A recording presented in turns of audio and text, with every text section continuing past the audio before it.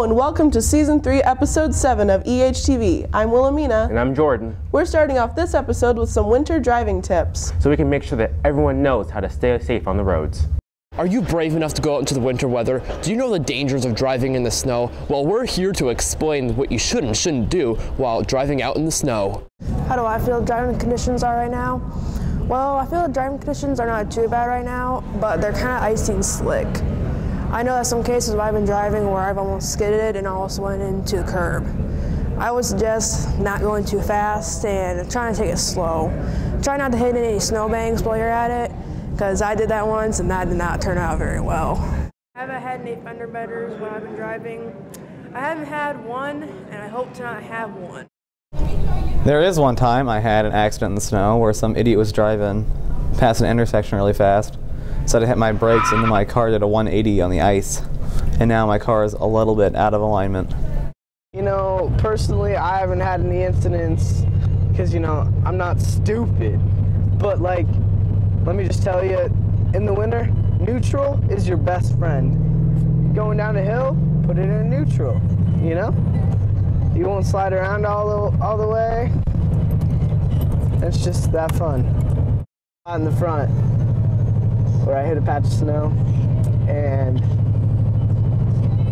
the snow was like rock hard, so it dented a little bit, but that's it.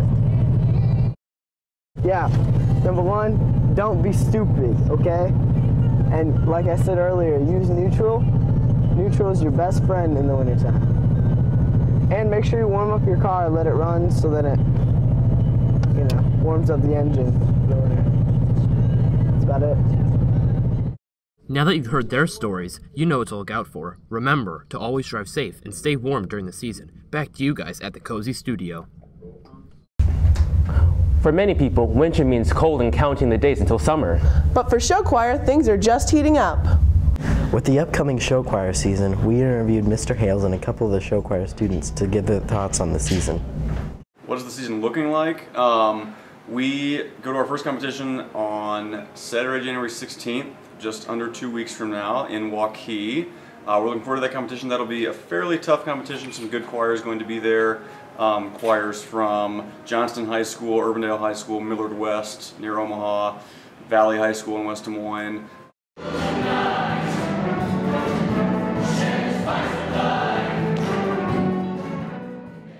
We interviewed some students of the East High show choirs to see what they thought about the upcoming show choir season. I'm so excited for show choir season. You don't even know.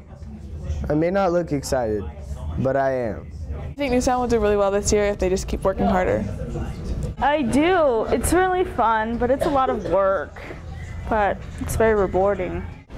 Back to you guys at the studio. If you're a student here at East and show choir is something you may like doing, sadly you'll have to wait until next year to try out. And the first way to get into show choir is sign up for a choir class. Dude, I don't know what classes to sign up for. You should totally join choir. I don't know anything about that.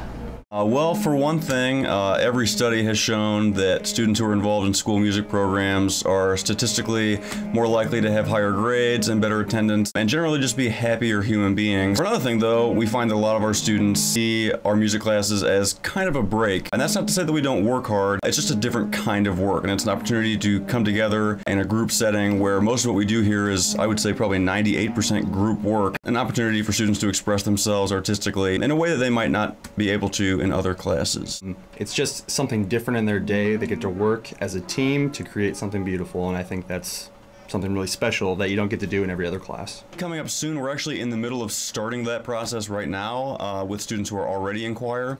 If you are not in choir and you're interested in auditions, be watching out for the announcement, and we'll make sure that it's very obvious when those are for next year. You'll come in for Mr. Hales and myself. We'll vocalize you a little bit, test your range. We'll do a little bit of tonal memory, some sight reading if you're feeling up to it, and it's a pretty harmless process. We just want to hear what you sound like, and also that is the only time we're going to ask you to sing by yourself. One of the beautiful things about group work is that you are not on the hook by yourself. 4 choirs here at East High.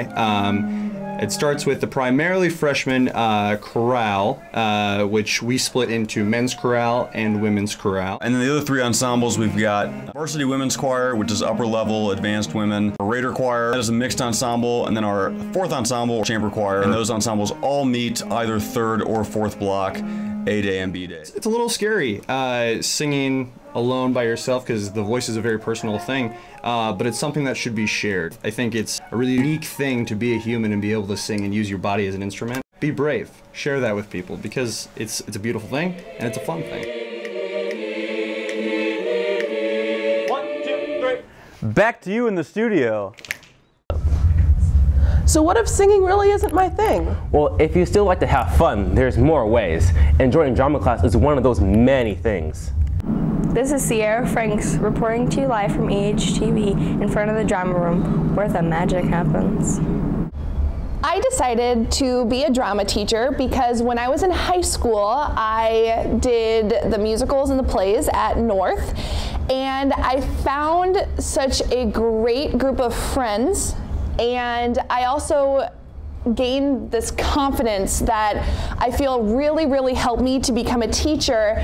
And I thought, this is exactly what I want to do. I want to be that person who instills confidence, who gets rid of stage fright, who really helps kids grow into the awesome people that I know that everybody is. My favorite thing about drama, I'd have to say, is probably Mrs. Bean, for one. The other one, just the energy you get from the class. The reason I took drama was because I like being around new people and I thought it'd be a really fun class. My favorite part about drama is improv.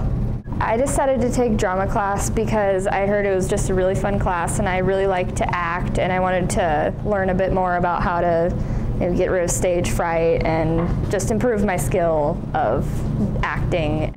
This is Sierra Franks from EHTV. Back to you in the studio. Johnny Iyer here from EHTV. Have you ever been bored at school? Well, not anymore.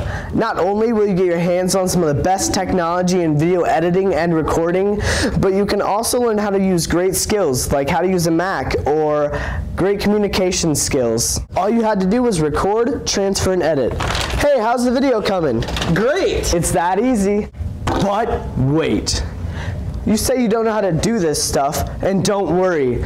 If you joined right now, I'll throw in my very own how-to videos folder. Whenever you need to look up something on how to do it, just go to the folder, and it's right there. But wait, there's even more. I will throw in my very own Mr. Jaminet for all your recording and editing needs. Did you know you can get 8 credits in 4 years with one easy class? EHTV. It is the best.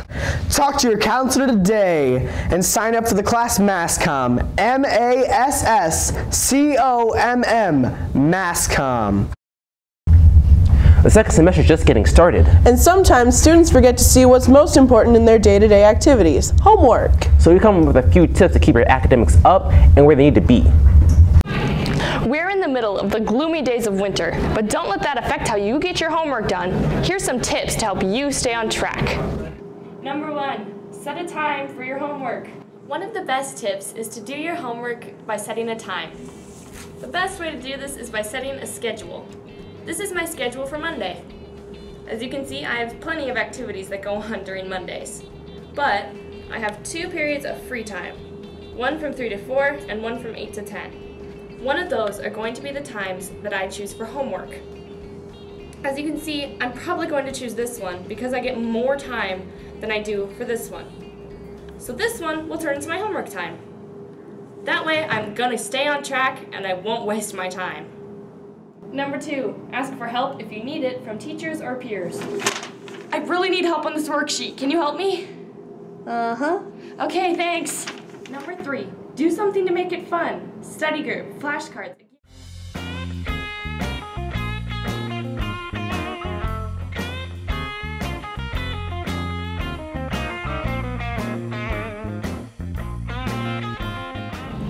The bottom line is, no matter how daunting your homework is, just do it!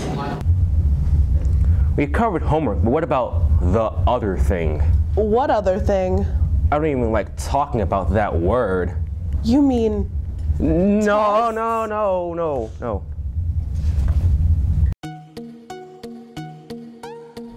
Hi, I'm Noah, and I'm going to show you good testing skills. So let's start with question number 1. What's the capital of North Dakota? A, Fargo, B, Jamestown, C, Bismarck, or D, North Carolina? A good testing skill I use there is reading all the questions before you answer it. So I know that North Carolina can't be right because it's a state, and I know it can't be Jamestown because I have family that lives there, and I know it can't be Fargo because I've been there, so I know it's C, Bismarck. For number 2, I'm just going to act like I don't know it, so I'm going to skip it and come back to it later. Number 3, true or false? The fastest land animal in the world is the zebra. Well, I know for a fact that the cheetah is the fastest land animal because it's my favorite animal, so I'm going to choose false. How many states are in the United States of America? Well, I can think of 3 right away on top of my head, so I know it's not 1, I know it's not 5, so I know I have it down to 49 or 50. And I know it's 50 because I'm pretty sure it was Alaska or Hawaii, which was the 50th state, so I'm going to pick B. Now for this one, I'm going to come back to number 2.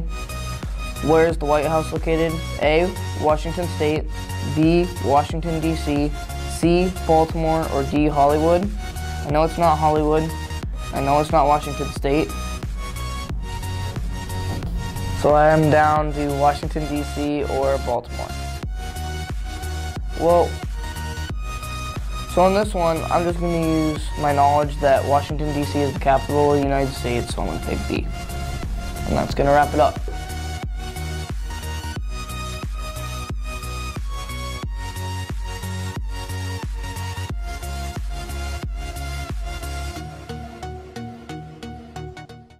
Feel better now? A lot better, actually. I think that's going to be it for this episode. Thank you so much for watching, everyone. Have a great day. And remember, every day is a great day to be a Raider. I think that was a good take. I mean, yeah, it's not half bad. Okay. All right. Well, wait. Weren't we supposed to have a segment with Elijah in it? Yeah, I think so. Where'd that go?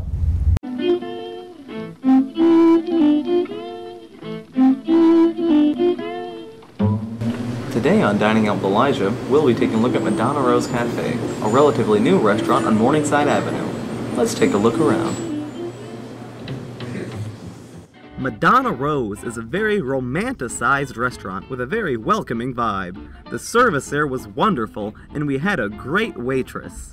The venue's relatively small, but there's enough room to fit a large group of people if you want to go with friends.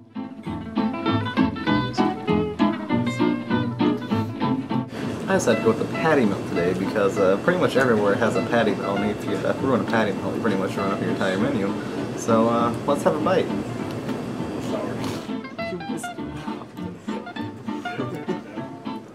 That is one good patty melt. The food was excellent and surprisingly cheap as well. My entire meal plus a coffee was $8.95. It's a great price, especially for the quality of the food. They also have great breakfast there.